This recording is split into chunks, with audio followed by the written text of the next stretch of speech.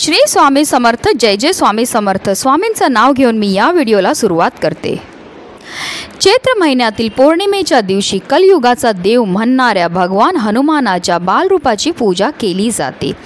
हनुमान जयंतीच्या दिवशी हनुमानाच्या बालरूपाची पूजा केल्याने भक्तांच्या जीवनातील सर्व संकट दूर होतात, तसेच बजरंगबलीची विशेष कृपा आशीर्वाद सुद्धा आपल्याला प्राप्त होतात। आणि यंदा 23 एप्रिल रोजी हनुमान जयंती साजरी केली जाणार आहे।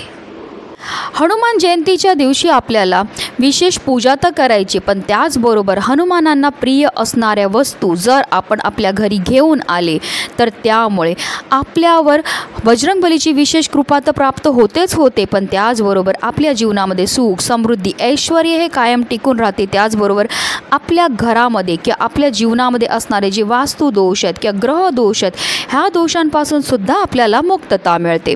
ह्या व्हिडिओमध्ये मी ह्याबद्दल सविस्तर आणि महत्त्वाची अशी माहिती तुम्हाला देणार आहे, तर व्हिडिओ पूर्ण पहा। आणि जर तुम्ही माझ्या चॅनलवर नवीन असतील तर चॅनलला सबस्क्राईब करा आणि शेजारी बेल आयकॉनसुद्धा प्रेस करा, जेणेकरून तुम्हाला माझ्या नवनवीन व्हिडिओचं नोटिफिकेशन हे मिळत राहील।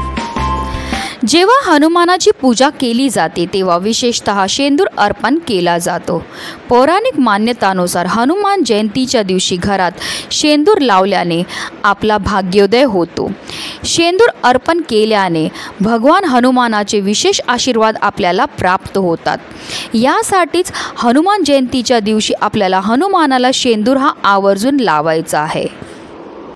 हनुमान चालीसा लिहिणाऱ्या गोस्वामी तुलसीदास म्हणतात की लाल देह लाली लासे अरुधर लाल लंगूर।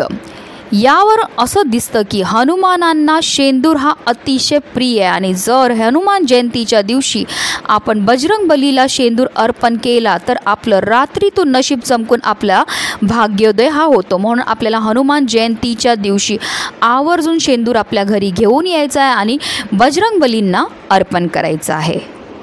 दुसरी वस्तू जी बजरंगबलींना अतिशय प्रिय आहे ती म्हणजे गदा। गदा ही नकारात्मक शक्तींचा नाश करणारी म्हणून ओळखली जाते, म्हणूनच हनुमान जयंतीच्या दिवशी गदा घरी आणा।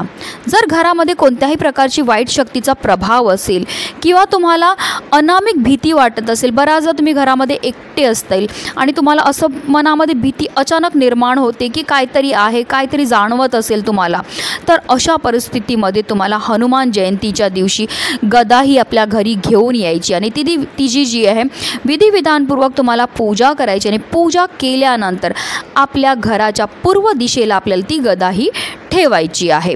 असं केल्यामुळे बजरंगबलीची विशेष कृपा आपल्या घरामध्ये राहते आणि त्यामुळे आपल्या मनामध्ये असणारी ही जी अनामिक भीती आहे त्यापासून आपल्याला मुक्तता मिळते, की आपल्या घरामध्ये असणारे कोणत्याही प्रकारचे वाईट शक्ती असेल तर त्या शक्तीचा सुद्धा नाश होतो। पौराणिक मान्यतानुसार भगवान हनुमानाचे वानराच्या रूपामध्ये वर्णन केले आहे। देवाचे हे रूप शुभ असण्याचे प्रतीक मानले जाते। हनुमान जयंतीच्या दिवशी जर तुम्ही वानराच्या रूपाचा फोटो किंवा मूर्ती घरी आणली तर त्यामुळे आपल्या घरामध्ये सकारात्मक ऊर्जेचा संचार होतो, ज्यामुळे घरामध्ये असणारी जेवढी पण नकारात्मकता आहे ती दूर होते आणि घरामध्ये सुख शांती नांदते।